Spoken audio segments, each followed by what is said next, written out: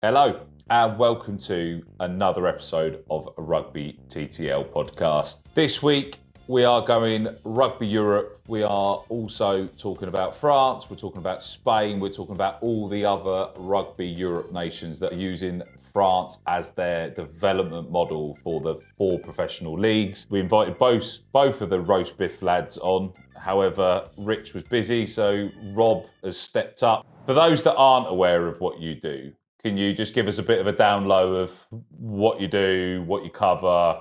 Apart, obviously, French rugby is a fairly broad subject. Yeah, I mean, the aim is to be a bit of a one-stop shop for all things French rugby is the kind of the tagline, I guess. It's in the English language. So that we kind of found that there weren't many people devoted or dedicated to French rugby in the English language. And we loved French rugby. We loved Top 14. We loved Pro D2.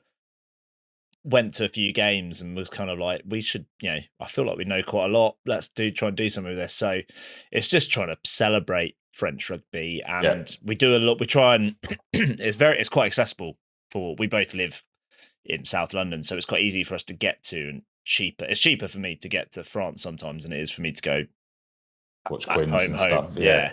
Well, and and to go watch like England and stuff like that. Yeah, so we kind of fell in love with it by traveling out there and kind of going out to games, and you can watch a couple of games back to back, and we just fell in love with it. So we try and champion the grounds, the food, the culture of the towns, the atmospheres, the different kind of subtleties within French rugby, and we've kind of found ourselves developing like going down, and I know you do with your stuff, you go down and down and down.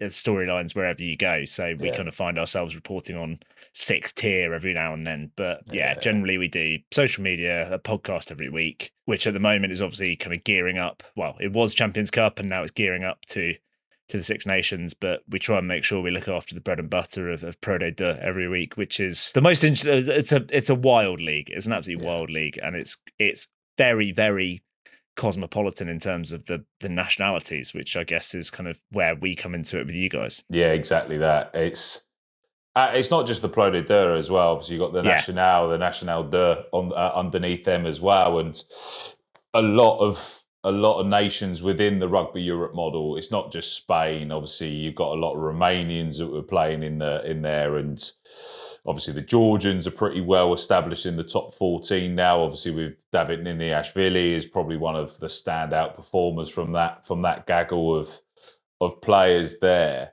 With the development of French leagues within that model, what is their perspective of players coming in from outside in? Because there's a lot of leagues that want to kind of try and keep their development. Obviously, that's why potentially MLR's not worked as well, because they haven't had the fan buy-in from bringing in stars or other options. They want to see development within. What's the French perspective of, as you said, the cosmopolitan way of players coming across from Rugby Europe and other nations to try and find that professional contract? Well, I think that there's a couple of elements to this. The playing population in France is massive. And there are 3 fully professional leagues. There are professional sides within National 2. Yeah. So you're looking at the top 3 leagues of 44 teams. Yeah. Off the top of my head are fully professional, but I think it's upwards of 50 is the kind of full amount of fully professional sides. So you've got a lot of opportunities and players or clubs looking for the best players and looking for a competitive advantage. The club that's the kind of showpiece, I guess, for Rugby Europe is Aurillac, who historically have kind of always been near the bottom of the operating budgets within Pro D2 and have generally been mid-table. Like they had a bit of a scare last year where they had to have the relegation access match, but they've generally kind of they are that punch above your weight classic find players from all sorts of the world, really. Yeah. They are actually coached by a former Romanian player. I can't remember his first name, but he is Taylor Gotignac's dad. I know that. So his surname is Gotignac. He's got like 70 caps for Romania or something. Wow. So yeah, I guess the first part of it is cheaper recruitment in a competitive environment. You can. How does an Oriac with an operating budget of 7 million? That's operating. That's not player budget. That's operating. How do they compete with the Breve, who have got an operating budget of double that, maybe even triple that? And they're Breve are signing former internationals like Courtney Laws and John Cooney and guys like that, and then teams like Oriac can't afford that. So there is value in guys from other nations, especially if some of these guys are really talented. The other element to it is, which is pretty key in France, is the JIFF ruling, which is the Joueur issu formation de français or something like that. But basically homegrown players, like French academy products. So there was actually an interesting article in the Times today about by Elgin Alderman, who does a lot of coverage of French rugby. And it was looking at how actually English players, like even 17, 18-year-olds from England, are going over to France to become, with the aim to become JIFF qualified. So you could go to a posh English school at 18, go over to France, and if you do 3 years under the age of 22, you can be JIFF qualified. And you have the French clubs in top 14 and Pro D2, you have to have a certain amount of JIFF players across your playing squad across the whole season, and you have to average a certain level in the match day squad across the whole season. So it's typically 16. You have to have 16 French qualified JIFs. So, and you can have there are instances where French internationals are not JIFF qualified, but you can have an English guy that's come over at a young age who is JIFF qualified. So because of it's different to nationality. It's very much focused on the kind of coming through the academy. So from a French club perspective, going to somewhere like Spain, if they get them early enough, if they get them young enough, then it doesn't really affect them. And actually, they've probably got, it's just another resource, and they'll be JIFF qualified, and that matters more than anything, really, than nationality, because they can play them as much as possible, as much as they like. If they're good enough, they'll play them as much as they can, because it's not going to penalise them in point. Like, you're at risk of points deductions if you don't hit your JIFF quota. I don't know, like, in the time that I've known French rugby, I've never seen it. I know that Breve and Van are very close to it this year, but yeah, it's something they have in the back of their mind, and they might like load a team with a load of youngsters one week to bump up their average, basically. So obviously, is that because I've spoke to a few people previously, like in Ireland, obviously, where they've got the All Ireland League and stuff, and the players that fall out of the Leinster and Munster academies, etc. They've looked at playing abroad, and they've looked at obviously going to France and stuff, but because of those quotas, and they weren't trained within the academy. What's the kind of the end of the cutoff for the JIFF quota? Have they got to be a certain age before they 2022? So okay. The interesting case, I actually speaking to this is a bit of a name drop, and I don't find myself talking to professional rugby players that often. But I went to watch Caldy versus Amptill, and I was talking to Rich Barrington. About, and he was we got talking about because he's mates with Ben Farrell, so we were talking about Racing 92. And he said he didn't know why Henry Arundel had decided to come back to Bath, even though he was hating it at Racing. If he'd stayed one more year, he's got England caps, etc. He'd moved out age 19 or whatever after London Irish went bust. If he'd stayed another year, he'd be JIFF qualified, because it would have been a certain amount under the age of 22. Right. So that is, it's and if you were 21 and you moved out there for a year, not good enough. Like, it's 3 full years under 22. Fair enough. So obviously that makes the likes of Luciano Ricciardi and Sam Isidro from the Spanish sides pretty lucrative. Obviously got Hugo Pichardi as well, who's part of the Toulouse setup. They're pretty invaluable for the Spain model as well, to learn at the top level. But the French clubs are also, it makes them easier to continue their development and make them accessible to any French club after however they're long at Toulouse. They're in demand, right? Like, if you had a choice between two Spanish players of the same age, and one was JIFF, and one had kind of come over at 22 and then done 3 years and wasn't JIFF. You're going to be more desirable as a JIFF player. It's kind of like the EQP stuff in England, which people may be familiar with. And there was that story today about the young guy that has turned down playing for Spain, hasn't he? Because he doesn't want to jeopardize his EQP.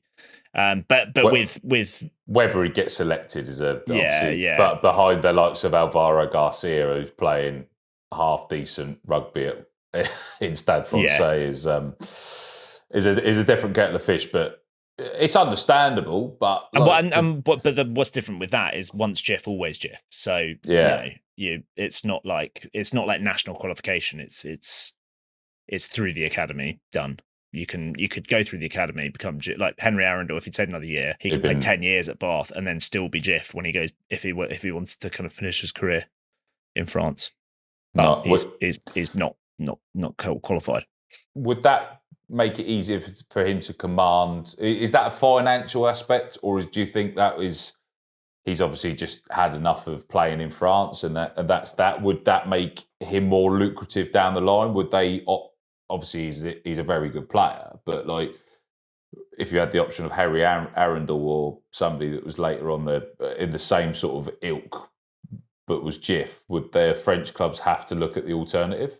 Is that kind of how I mean, it's kind of like if it's a toss up between the two, you're going to go with the JIFF guy because it just makes things a bit easier. I don't know if it's, if there was a guy that was an 8 out of 10 and a guy that was a 6.5 out of 10 and the 8 out of 10 wasn't JIFF, that's not going to change it because there is still space for non-JIFs, and you can choose. You don't have to have it every week. Like you could have, a full starting 15 of non-JIFs, Kiwis, Fijians, Australians, Englishmen, and then the rest of the season be all French and it'd be fine. Like it's they just, I think it's an element to it, and I think that's why you're seeing perhaps clubs, academies in France coming, like a lot of these kind of guys that are playing in Rugby Europe are coming through academies in France. Like there are so many of the Georgian players are low. Like it's very rare you find a Georgian player in France that isn't JIFF because they've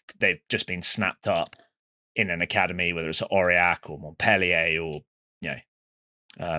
I think that the scouting networks are out there that these players are getting picked up at the age to make them JIFF qualified. So do you think that, obviously being English, obviously both of us, do you think that's something that, obviously I know that the English selection rule is you're not allowed to play outside the country, etc., whereas France have kind of embraced that. Do you think that's actually improved French rugby from top to bottom, and that's probably why they've got 3, potentially 4 full professional leagues within France?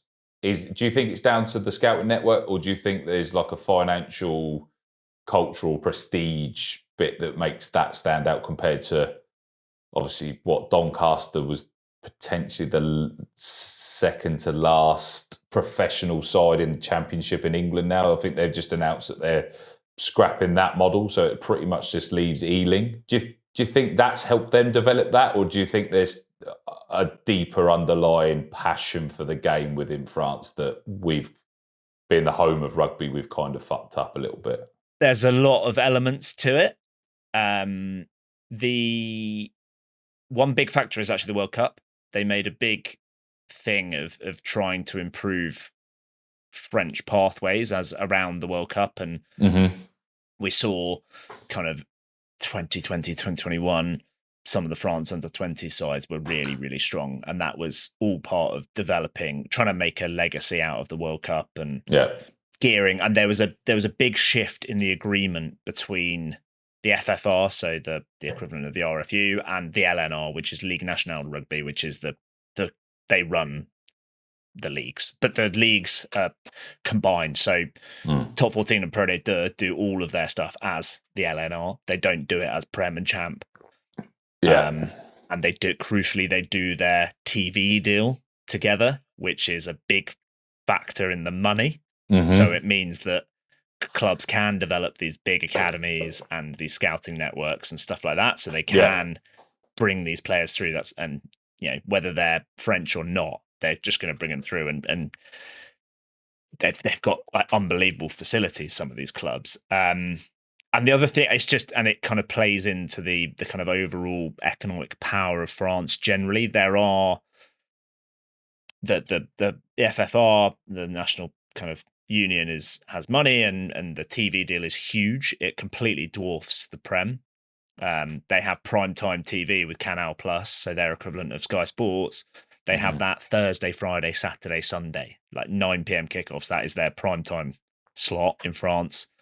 So it's on. They've got the eyeballs. They've got the big deal. But also, a lot of these clubs, they're very, and I think probably better than England and Wales, as far as I know, is the sponsorships. So the kind of local businesses are really invested in the clubs, and there is a kind of, that is a cultural thing. It is that kind of slightly cliched, the town revolves around the rugby, which I think is a little bit overblown in some cases, but actually in others you do see it. Like we were in La Rochelle recently, and there really was like a La Rochelle flag in every other shop almost. Yeah.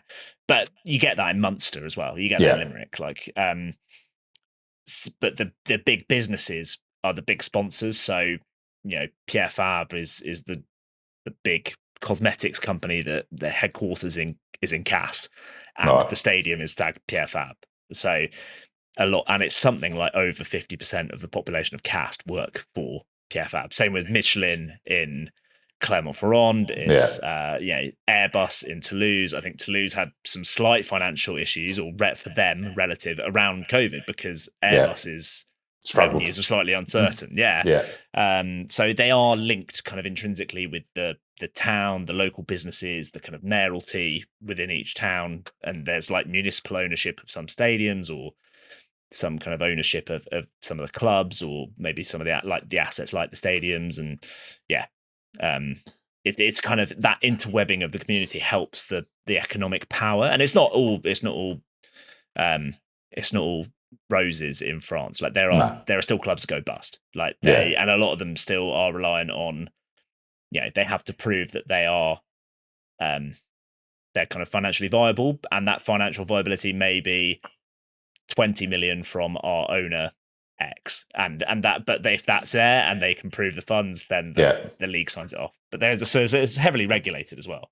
But it's kind of all part of a booming economic picture for French rugby, which I think allows even clubs in National to be fully professional in their first team, but also develop academies that can pick up and give if you're coming from a Spain or a Netherlands or Belgium or Germany, why wouldn't you want to go to Nissa Rugby or Nice, where it's like there's big money, there's got it, international rugby players are playing in their first team. Like, why wouldn't you want to go there and have the exposure to the good facilities and the training culture and stuff like that? Playing devil's advocate to that, though, obviously, with there's such a community buy-in, would those sponsors and that community not prefer to see players from within that community coming through more than outsiders? Like, is that something that creates a tension within France? Because, like, for some nations, that would be like, that's our club. We want to create access for our own play. Like, you go to the Basque region, obviously, like, even reverting back to the round ball, Atletico Bilbao, they only sign people from the Basque region. So there is an exception to. I know that's not going to work across the whole of France, but there must be enough talent within France to probably recruit a good percentage. I know the JIFF ruling and stuff, but they're probably still robbing players from different regions. Is there? You've not come across that sort of resentment or anything like that, or? I've never seen it. Seen it. I think there's an element of if a guy has come through the academy, they'll be like, fans will be proud of that player, especially if, like, it's the obvious one is that people from Castres will be very quick to remind you that Antoine Dupont came through at Castres. And certainly there are obviously regions of France like the Basque Country or Brittany or Catalan region where they're very proud of guys from the area. And so, like, players that have played for Van or come from Brittany, they will be celebrated by Van still, by Van fans still. So like Nolan Le Garrec, when he was at Racing, Van, he's from Brittany, played for Van. Van was still bigging up, the fact that this is our guy, and look at him, he's in the France team. Yeah, there is that element, and I think that would be the case for wherever players are from. I think I saw something the other day about Tom Eckershard at Perpignan, who is not from the Catalan region, has been there a long time now, and he's wedded to the club now, and people treat him as though he is a Catalan. So it's it's kind of, it's once you've kind of come through and you've made an impact, it's that very much like one of our own sort of thing. Nice. You cling on to that rather than nationality or region. I think there is an extra element. Like if you're a Basque player that's played for Bayonne or Biarritz, then you are kind of perhaps thrust into the limelight a bit more. And I know Biarritz recently, or both sides actually, both Biarritz and Bayonne have focused more on bringing players back with Basque heritage to the Basque country. So we saw Cami Lopez and Artur Ituria, and there's been a few others at Biarritz as well that have kind of come back to the region to kind of celebrate that. And that's an obvious link for like Spanish. They are, I think that's one of the half and half, and they to an extent. The two of the clubs that have had in my memory kind of, and certainly live, more Spanish representation than most. It's Bayonne and Biarritz, because the Basque element to it. Like it's players from the Basque country who are French / Spanish / neither. They are very much Basque, but they happen to elect to play for France or Spain. So, and I won't say anything more about the Basque country before I get in trouble. I think that's a slippery slope. I'm not dabbling into that either, to be fair. So the academies, I don't know if you know what so when they sort of ask these kids to relocate, etc., because they must recruit them from wherever they come from. Is it similar to what the stories you hear about back in the old days in football, where they'd pay for a house, they'd bring this across, they'd transfer the whole family to make it? They must. But at what age? I don't know about transferring the whole family, but it's very much academy houses. Really? Okay. Yeah, depending on where they are. Like somewhere like Brive, it will be an academy house that's kind of full set up and all that. I think Argennes is pretty similar as well. I don't know as much about kind of the national sides or some of the smaller budget sides in Pro D2, but it will be.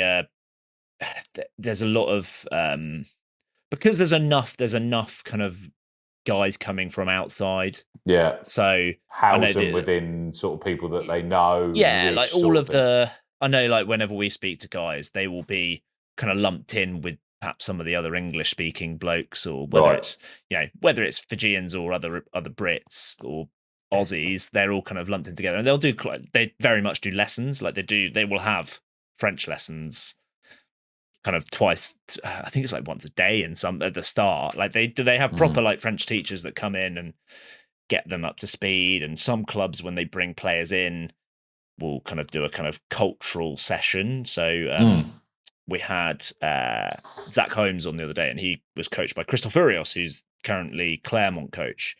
Wow. But he coached when Zach signed for Union Bordeaux-Bègles. Christophe Urios in charge, and he said he's very focused on doing stuff. They basically do like an orienteering sort of thing where he kind of gives them clues and gets them to learn more about the local industry and the town. So they are kind of, I don't know if there's like full academy kind of campuses and stuff in the same way, and whether you'll bring family over, but you're very much being encouraged to integrate into the club or the culture, and certainly learn French and be around other guys learning it with you. So that's definitely a part of it. What's the sort of the age? Like, do they go really early? Have they got like recruitment out and saying, well, actually, you stay there, we're going to keep you there till your age of sort of 14, 16, and then we bring the kids across for their academy? Or do they, like some of the super talent, they must be able to say, oh, actually, we're probably going to really throw into this one? Or how does it work? I think, like with football, there's a little bit of a race to the bottom in that it's getting younger and younger. Yeah. I think generally, like, you get a lot of 17-year-olds now getting snapped up. I think La Rochelle, and I think the guy might have been 16. Bit topical, but there was he was like a 20 stone 16-year-old who was 6'6", Wow. and played prop from Australia, and he's just moved to.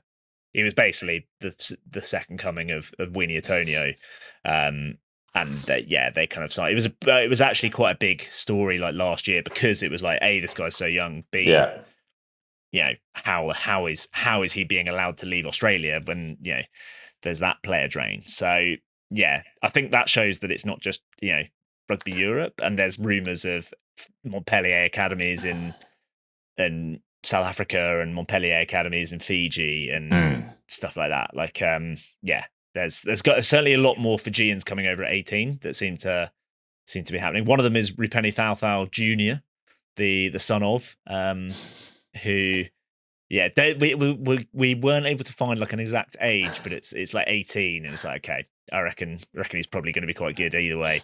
Yeah. But yeah, you're seeing kind of guys that, questionable. Like, you can't find that much data on them. Be like, okay, they're not French, and they're young. They've been snapped up from somewhere. They must be pretty good.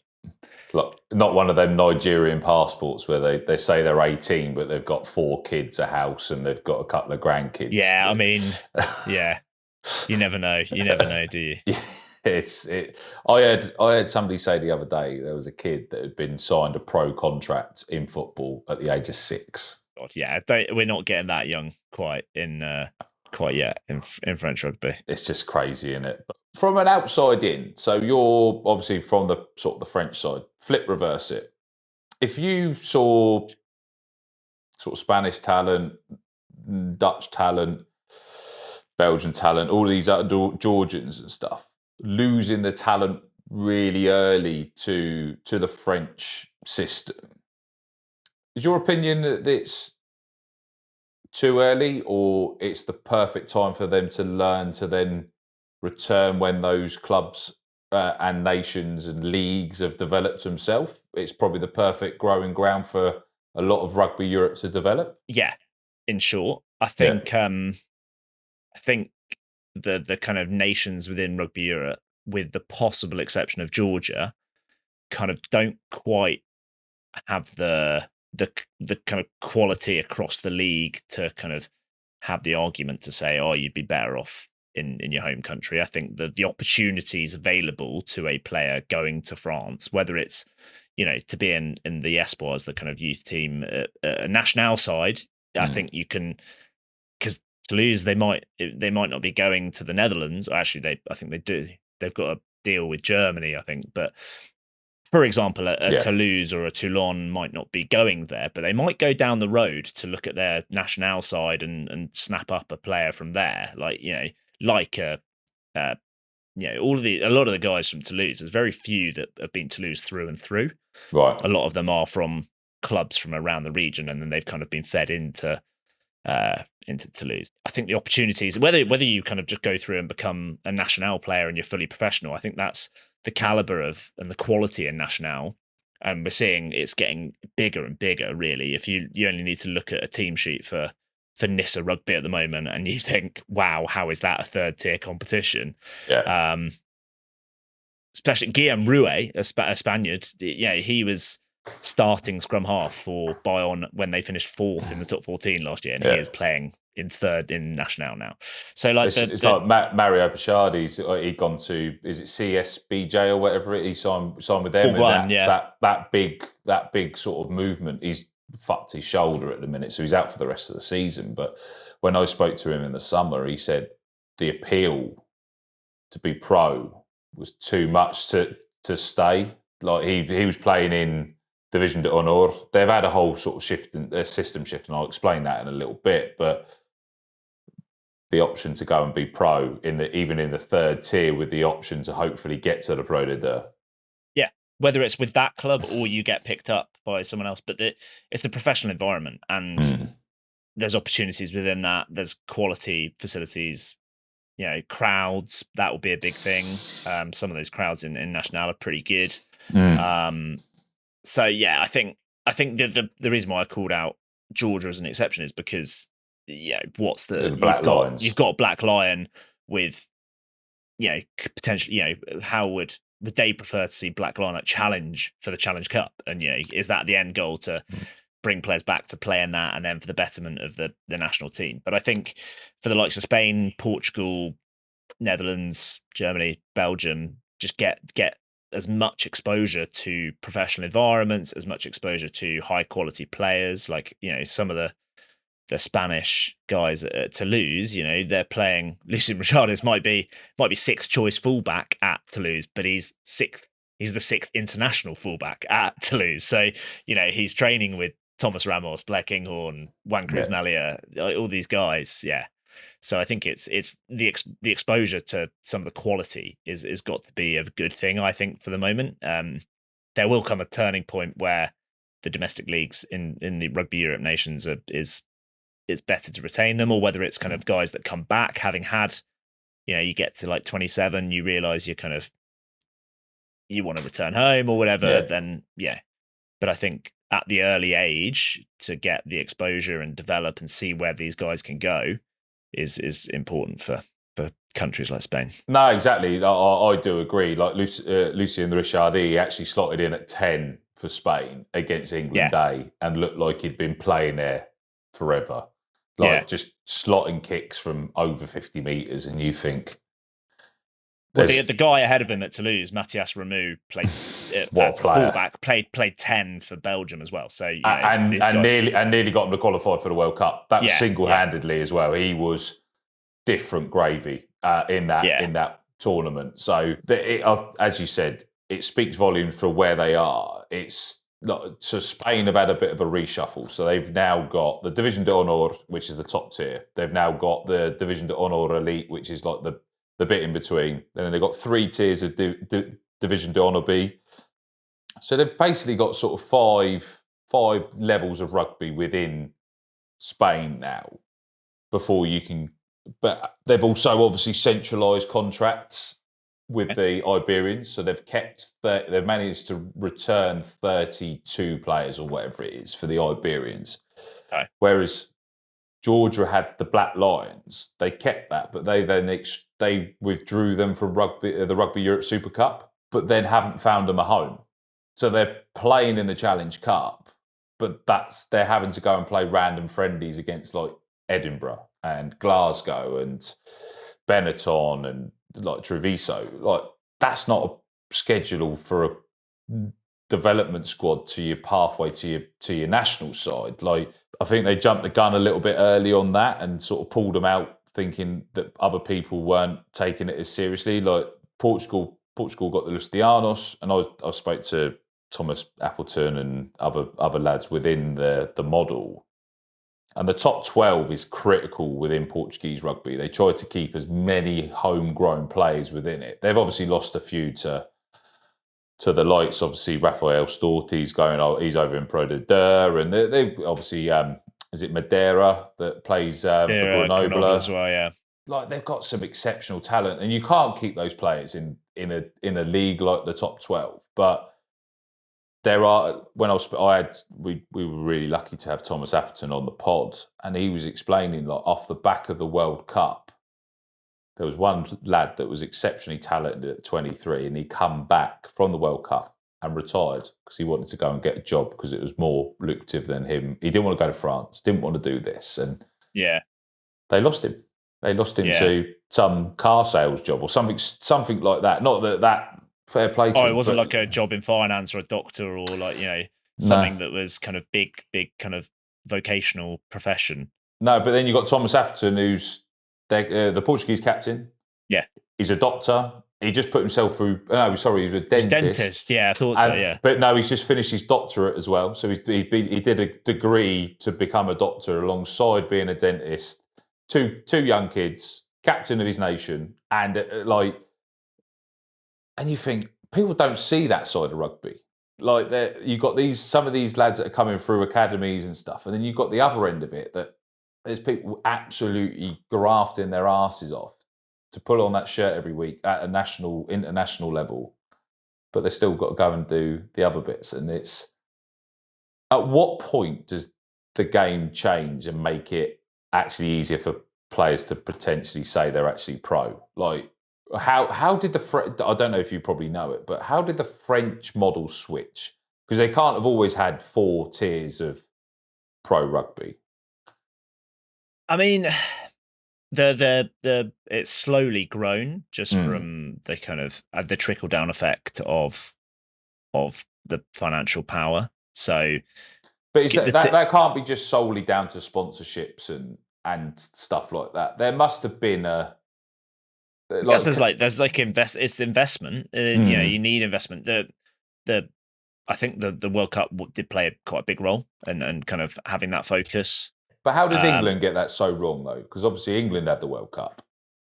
They had the 2017 World Cup. Yeah, but England has a very extensive tier hierarchy of clubs. You know, it does go down a long way, like the levels. I agree, but obviously we've still only got one pro league out of how many? What I think there was over 1,000 clubs in England from top to bottom, and we've only got one pro division. I think there's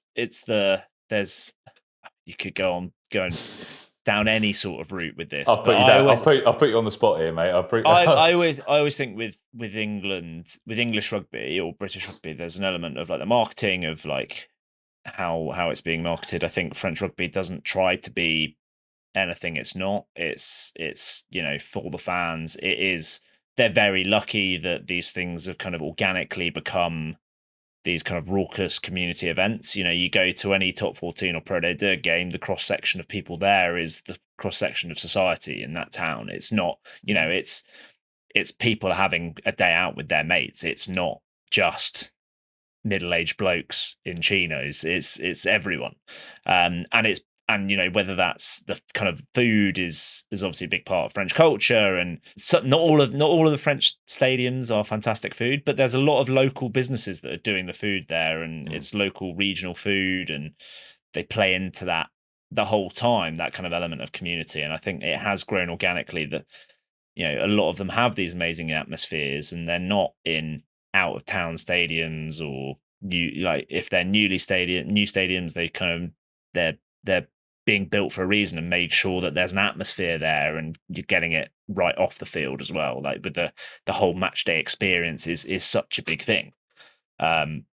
Pre-match, après-match, the welcoming of players, you get every time you go to a game, you get the email from the ticket website, and it gives you an agenda for the day of when the gates open, when you should welcome the players. And obviously you see scenes from places like Perpignan where it's flares and drums and everything, and some of them aren't. Some of them are just a couple of blokes walking off a minibus and a few people clapping. We've had both elements of it, but it's all mapped out, and it will be après match, and it will be this DJ, or après match with this food, and that sort of thing. I think it's the match day experience is there, and then that gets the crowd numbers are so much bigger.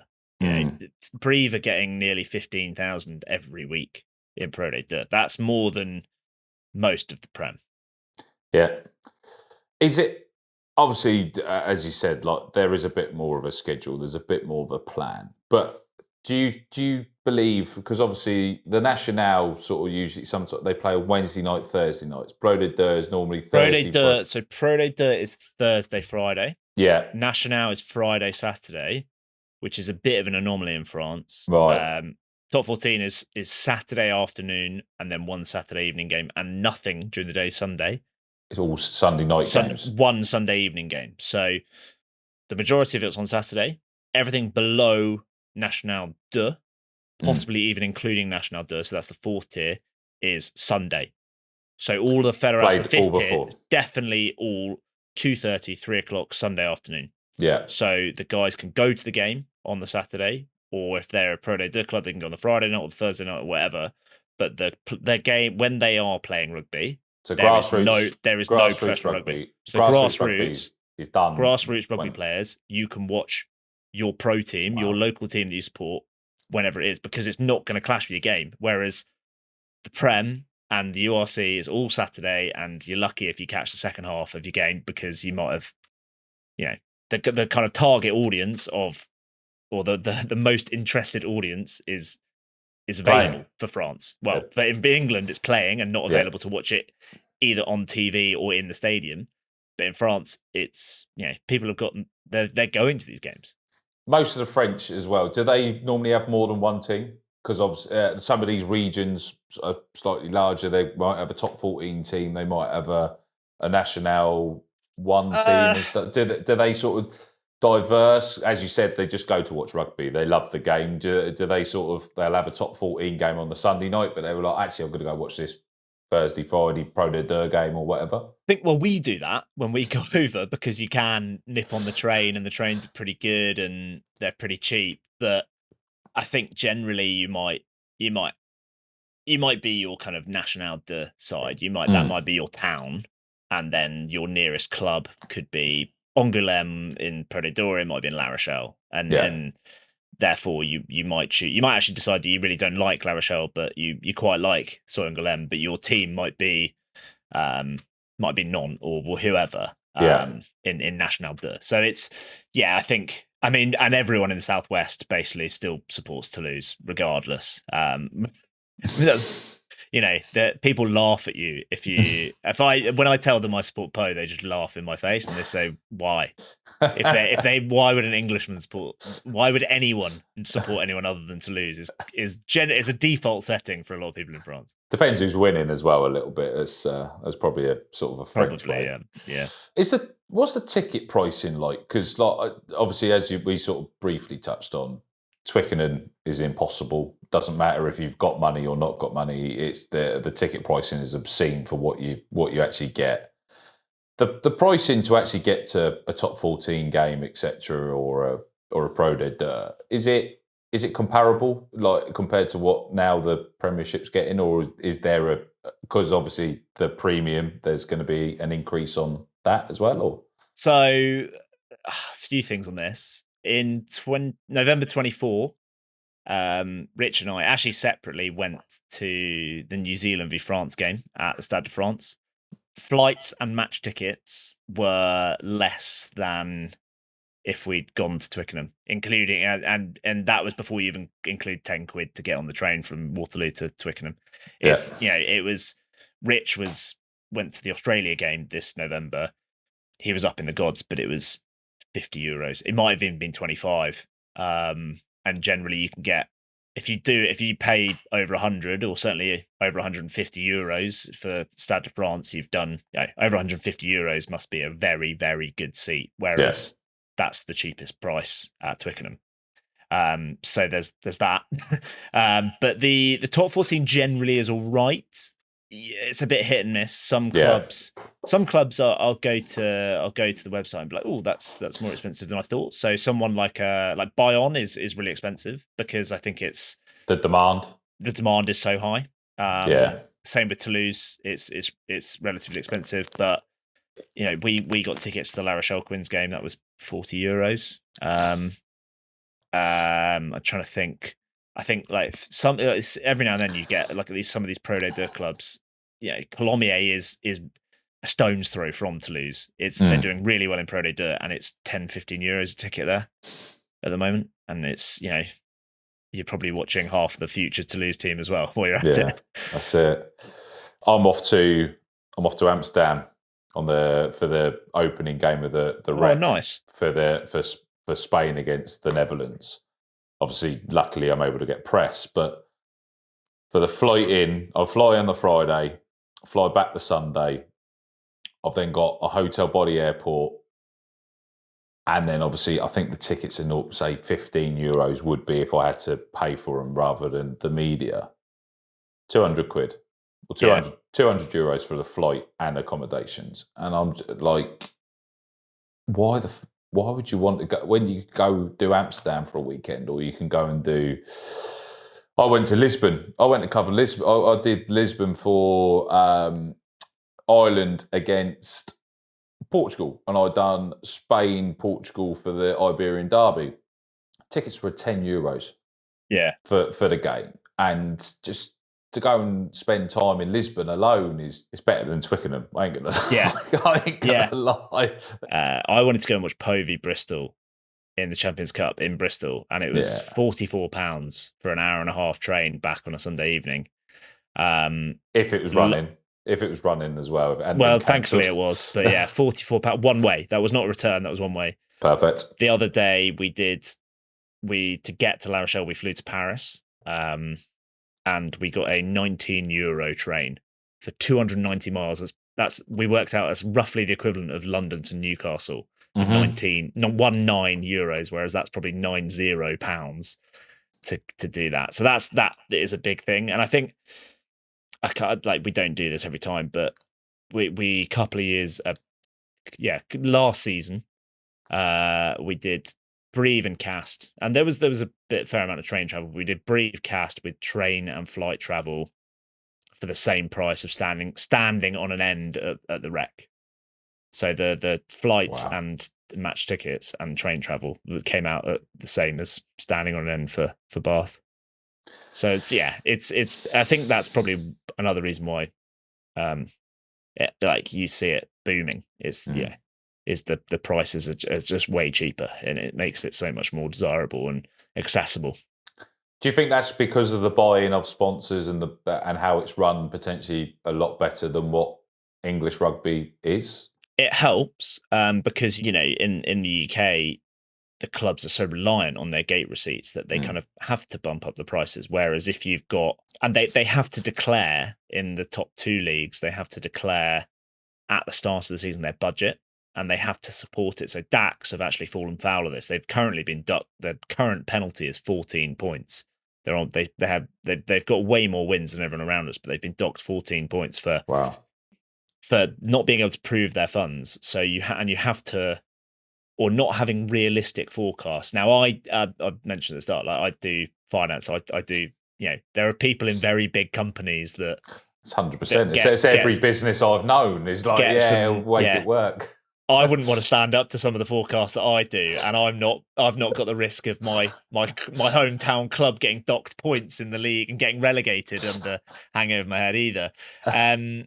It's so they've got to kind of prove basically that their ticket sales are relevant, are realistic. So you could say, if you for the last season you sold 2,000 in a 7,000 seater stadium, you can't just be like, oh, we're going to sell out every week and that will be X million, and therefore we'll be able to pay our players Y million. It doesn't, you've got the LNR or the financial regulator will say, how are you proving that you're going to sell out every week when you only got 40% of gate receipts last year? So they have to stand up to it. And it has, so there's there's probably a lot more thinking and planning and maybe experience with the ticket pricing to get to those levels as well. Do you think that's potentially why they reduce the prices, to make sure they do sell out, so that becomes more of a realistic budget that actually because it'll be linked to it'll be the revenue that they get from it. So they have to they probably have to model it based on various different pricing levels. I think it's just happened organically. I don't think it's a particularly conscious decision. I think it's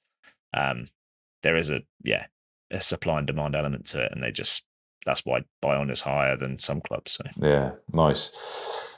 Probably one major glaring annoyance for Rugby Europe fans and other nations outside of France that have got players within the French bubble is the reluctance for French clubs to release players. Obviously, they do it within France to their own nation as well. It's not like they're just picking on outside nations. Your understanding of that, how does that work? Why does it work? And what is the rationale behind it? Is it because they've bought a player and that they're protecting their asset and they're protecting their club, and the rest of them can just go swivel? Or is there a bigger plan to it? Partially, yeah, it is partially. We've paid you. There is talk of, you hear lots of rumours about players being offered one price if they play for Fiji still, and one price if they decide not to play for Fiji anymore. Those are, you hear kind of that quite often as rumours. I've never spoken to anyone that's disclosed that or anything. French national team, that it was a big bone of contention for a while, and they brought in this kind of agreement, and it's the same as the kind of PGB or whatever they're calling it now with the RFU and the clubs in England. But it was actually referenced today. So when they they've cut that they released players back for the round of top 14 fixtures this weekend, and it says as part of the agreement between LNR and FFR, these players will be available for their club. So it was all around the World Cup. I think they had to get buy-in from the LNR to kind of be like, look, we want the national side to do well. Therefore, you need to release your players. We need to get more access to your players. We have this national training centre up in Marcoussis. Like, we need access. And so there was a bit of give and take between the two, and they have come to an agreement which seems to be working. Yeah. Obviously, when it comes to a Fijian player or a David Niniashvili, for example, or whoever, you don't have that, oh, well, if I release them, then that's for the benefit of French rugby. It's outside of that. And I think I always think it's a shame when I hold my hands up. I don't know loads about the rugby in the likes of Spain and Portugal. I know plenty about Spanish and Portuguese players that play in France, but I don't know about the kind of the national side. So whenever I'm looking at team sheets for Rugby Europe, I'm looking for, who from Bezier is playing for Portugal, or who from Joe Merkler coming across from Toulouse. Yeah. Like is Merkler playing? Oh no, why is he not playing? And I kind of, for a while, I thought Joel Merkler, wasn't interested in playing for Spain and was going to become French because I never saw him on a team sheet. So there's an element of frustration as a fan that's not a French fan, a fan of French rugby.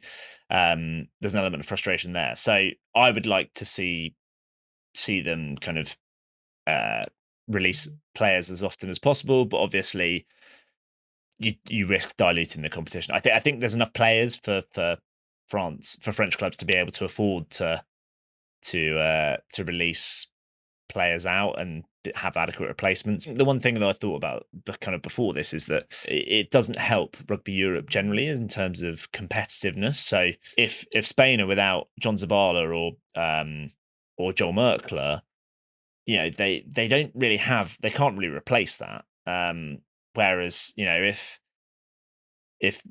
like there's just more players in Georgia, whether they're kind of with Black Lion or just across the leagues, there are more players. So like if Leon decide to not release one of the Georgian back rowers, or Poe decide not to release Gorgadze, there are 3 or 4 players in Pro D2 that are Georgian back rowers who are tearing it up in Pro D2, who are better than the average player in the Rugby Europe. Like, they've just been called up, haven't they? So there's obviously been a bit of a change in Georgia. So Georgia kind of stuck to their own. So they kept who they wanted, and obviously under Richard Cockrell, there was kind of that's the model. That's what you've got. They got the new sort of model. They want to try and blood in players that were on the fringe, on the conversation and stuff. But it seems to be like a lot of players have had to go there and sign pre-agreements. So I was speaking to Mario Pachardi,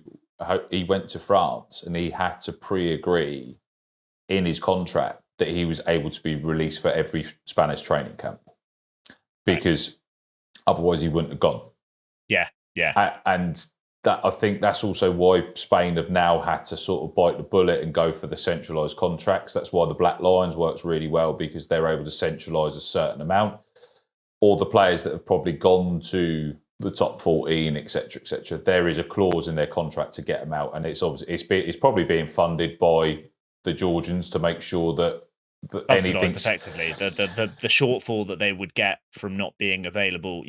If a president of a top 14 club says, well, you're only available for 15 games rather than 25 games, call it, then they'll pay they're not going to pay them a certain amount. So if they can get the shortfall of that from their central contract, that's a good way around it, and it's certainly a positive step from Spain if that's how they're going about it. That should help. But they're lucky to be in that position. I don't think, I don't think they're financially there though. I think there's a lot of potential financial whims and prayers to make sure that this works, and they got the bigger plan. Obviously, they're targeting the 2035 World Cup. They've got bigger plans to try and make the Division d'Honneur a proper league, a professional league, and grow it. They've got a big ambition, but how long's that cash flow going to last? Like, it's it can only last for so long. There's been rejiggles. They've lost a major sponsor. They've brought another sponsor in. They're going in the right manner. Obviously, Georgia also being funded by a quite wealthy financial backer within Georgian rugby. How long that lasts as well. There's obviously also jungle drums behind it. Portugal are pretty honest. They've got no money. That's how it is. They've got players that have gone there to make sure that they've got it in their contracts, and I think they've just taken the sacrifice. They said no, I just want to be released, and they are available for every camp. So there are players that have gone there and just taken the sacrifice to play higher level rugby, but also made sure that they're available. And I think you hit the nail on the head, though. I don't think it strengthens French rugby, but it only weakens Rugby Europe. I think there's plenty of other players that in the French system that can probably improve French rugby by becoming available instead of those other players. Like Spain have got players that could compete with the players that are coming back, but obviously they're also not playing week in, week out with that top level. So Lucien Richardy and Joe Merkley, you'll see him come back and you just see a different presence in that front row. There's still players that are exceptionally talented alongside it, but I think you can't replicate that experience that comes from it. I think that's probably it. I don't think it's potentially that they can't have players of that level, but you just can't replace that experience of playing week in, week out against potentially the very best in the world. You get I think also part of it is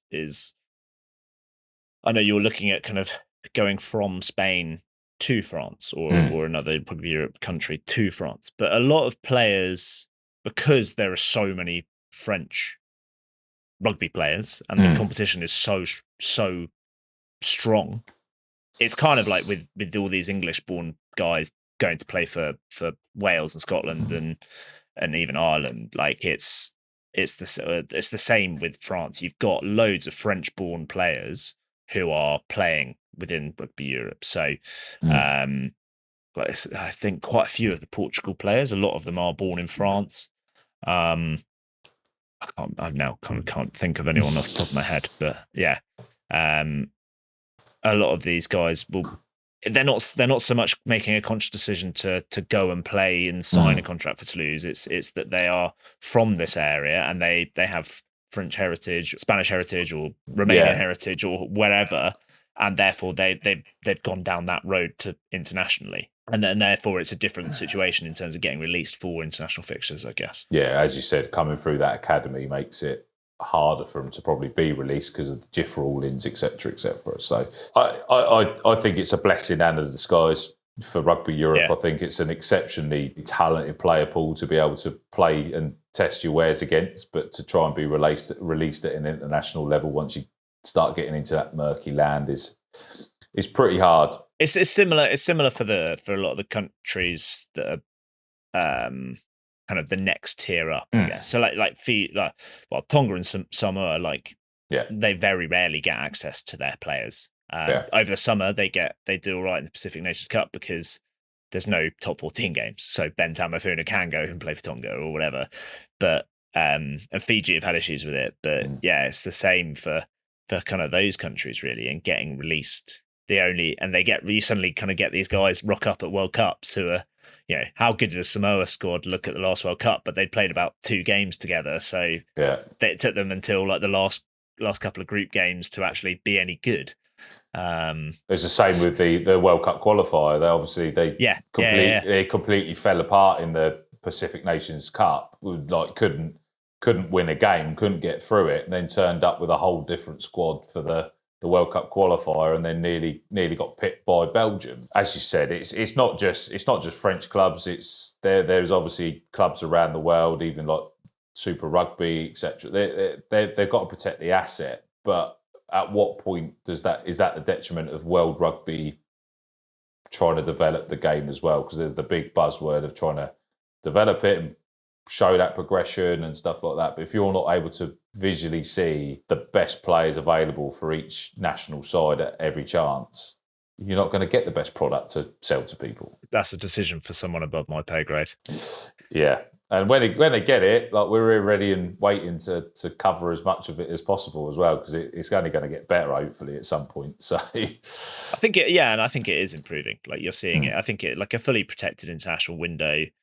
Yeah. Maybe the whatever it's called, the kind of global Nations Championship, is that what it is? Yeah, then you got the tier. Maybe that will help with the kind of, because you've got these protected international windows. So I mean, that said, well, the top 14 sides, the LNR, have said that their players will be available for, I think France have New Zealand, I think, in that first game, or somewhat. They've got a pretty tasty first fixture, which is 7 days after the top 14 final, which, you know, if that is, but that's in New Zealand. Yeah. But so I think France have already said that they're going to send a week inside because it's like that close to the top 14. Yeah. I mean, like if it's, you know, if you've got, say it's Toulouse and Bordeaux for the third year in a row in that final, that's the majority of the starting 15 are not going to be able to fly out on a Sunday to New Zealand for a game 4 or 5 days later, are they? Like that's just not practical. But there is the willingness of the top 14 clubs to release players if they aren't in the top 14 final. Yeah. And it's so maybe having those protected national windows, windows will help, and will help the kind of Rugby Europe teams.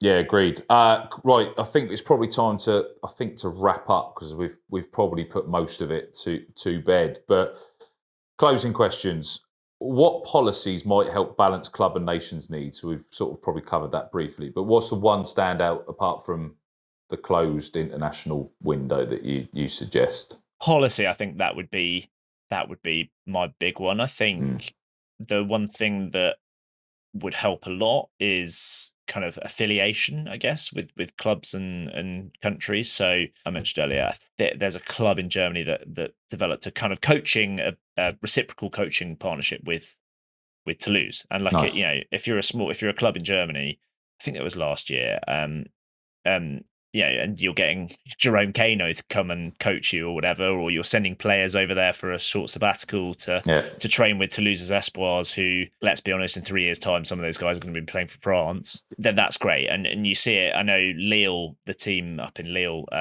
Marcon Barroal, or OMR, whatever you want to call them. They've kind of got various different names. But Marcon Barroal is the club on the outskirts of Lille. That's obviously very near Belgium, and they actually kind of play into the Belgian link. And they a lot of the clubs, when they announce their teams, will have they'll have a little logo somewhere on the team selection, on the graphic. There'll be like a star or like a badge or a squiggle or something to denote, or maybe a color coding to denote that they've come through that academy. Wow. So you see it, I know Toulon do, like, they've come through the academy or they are currently in the academy. But Marcon Barroal have a logo for that, but they also have one for if they are a Belgian eligible player. So that's kind of almost a source of pride for Marcon Barroal that they're bringing through Belgian players. Nice.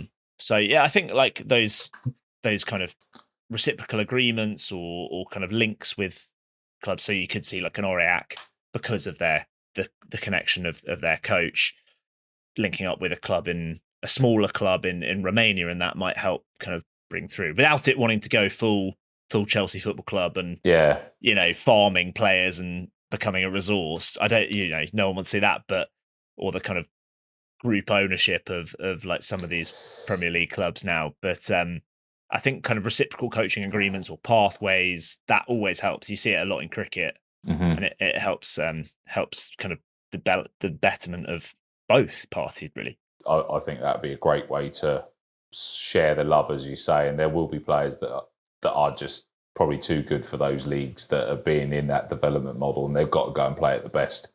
Like as we all say, rugby is a short-lived career, so if you can't play at the highest level, like, you've missed your opportunity. So a roundup from everything we've done. 1 sentence quick-fire questions, mate. Here we go. So France benefits most because they get to pick the best talent from all over the world, really. They can choose who they want. Spain benefits most because they're getting their players with exposure to playing with Antoine Dupont and guys like that. And Rugby Europe should act on more local professional leagues. I think that's I think what Spain are doing is a good thing. try and promote that, and try and promote central contracts. If there's any central funding that Rugby Europe can give to help benefit that, can be a good thing. Awesome. Rob, really appreciate your time, mate. For those Cheers, Carl. Thanks very much. That want to hear more from you guys, obviously with Rich as well, where can they find you? We do a podcast every week, and Rich is much better he's become, after 15, 16 years of knowing him, he knows when to shut me off. So yeah, it's me, but restrained and kind of not whittering on too much. So it's the Rosbifs Rugby Podcast every week, covering all the French rugby, national team, top 14, Pro de Deux, National, everything as much as we can. And we are at Rosbifs Rugby, ROSBIFS Rugby on Twitter, Instagram, X is Twitter, Blue Sky, YouTube. We're Rosbifs Rugby on everything. So whatever your favourite social media platform is, we're there. Awesome. For everyone that has joined us, I really appreciate your time. I hope you've enjoyed this one. It's been an absolute great chat with Rob, and for those that want to find out more about what they do, as you said, just go and find them on basically every social platform. But the stuff they offer on there is exceptional. Thank you for joining us. Make sure you also like, comment, subscribe, share this with everyone to share their love. Thank you and goodbye.